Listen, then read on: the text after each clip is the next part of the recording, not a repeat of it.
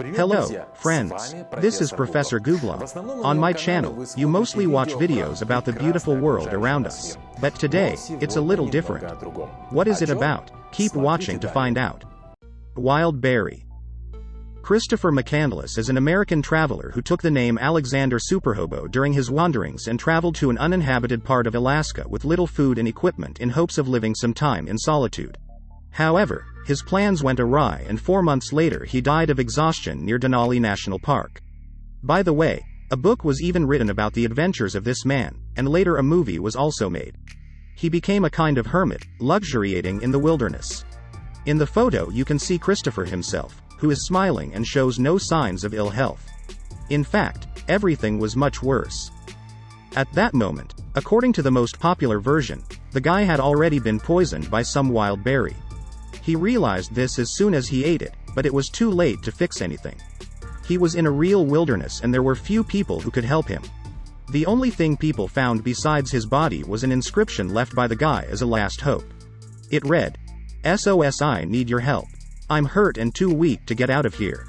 I'm all alone, this is no joke. For God's sake, please stay and save me. I went out to pick berries nearby and I'll be back tonight.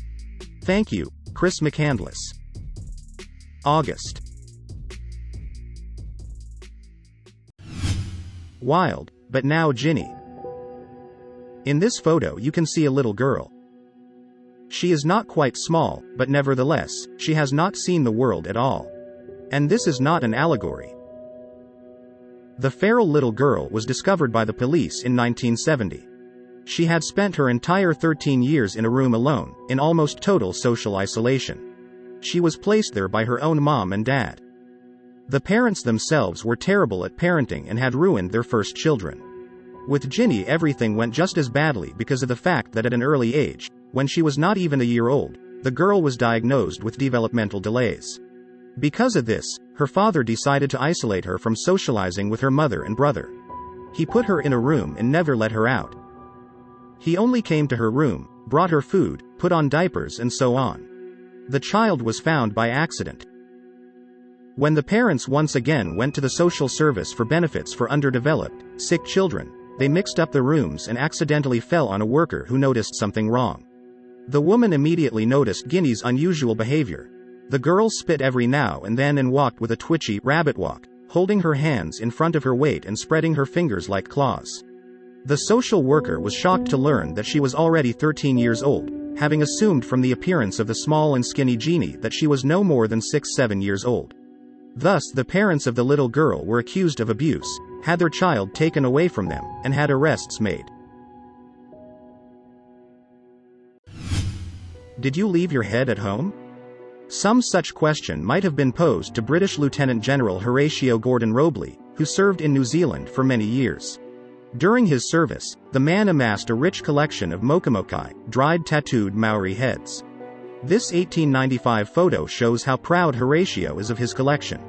It was strange interests that brought him to this meeting. The man loved everything related to tattoos and anthropology.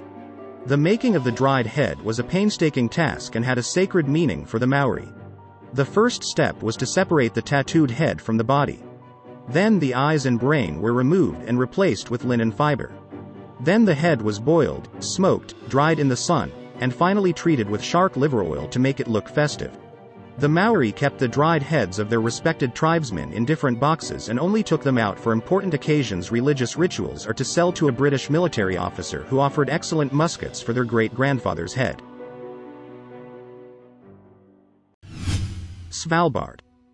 This is the name of an archipelago located in the Arctic Ocean and is the northernmost part of Norway. But the interest in it, as you understand, arose not because of this fact. The fact is that since its discovery, the archipelago has been famous for the huge number of whales on its territory. And this photo is a direct confirmation of that. And considering that at that time almost all whales from the waters studied had been caught in Europe, the discovery of the archipelago became a kind of a bailout for people. The participants of these expeditions instantly acquired investors and immediately sent whaling groups there. Pioneer Defense. That is the name of this photo, taken by photographer Victor Bull in 1937. But what is remarkable about this picture? Sports crowd, which was quite a lot in the 30s, children in gas masks as a symbol of immobilization. It is a large-scale scene, which can be looked at, emphasizing inside its subjects of children's play.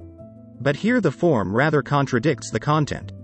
The image reads not the triumph of military patriotic training, but the impending trouble. 6 months later, Victor Bulla, the author of this photo and other quite optimistic and revolutionary in the spirit of the time, was arrested and shot in 1938. 3 years later, World War II broke out.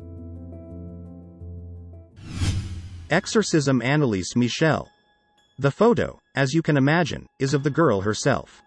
In 1976, she believed that she was possessed by demonic spirits. Anneliese Michel's exorcism lasted 10 months. After 67 rites of expulsion of demons, the girl passed away, but even today Anneliese is considered an unofficial saint and is honored by people all over the world. This exorcism became so widely known because of the trial. It centered on the strange and unexplained demise of a young German woman and 2 priests who were accused of eliminating a man through negligence.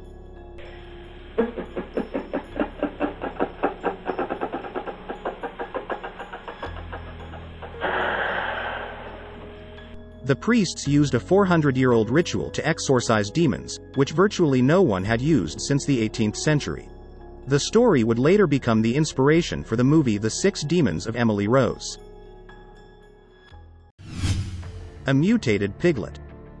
The Chernobyl disaster of April 26, 1986 in Pripyat remains the most catastrophic nuclear accident in history to this day.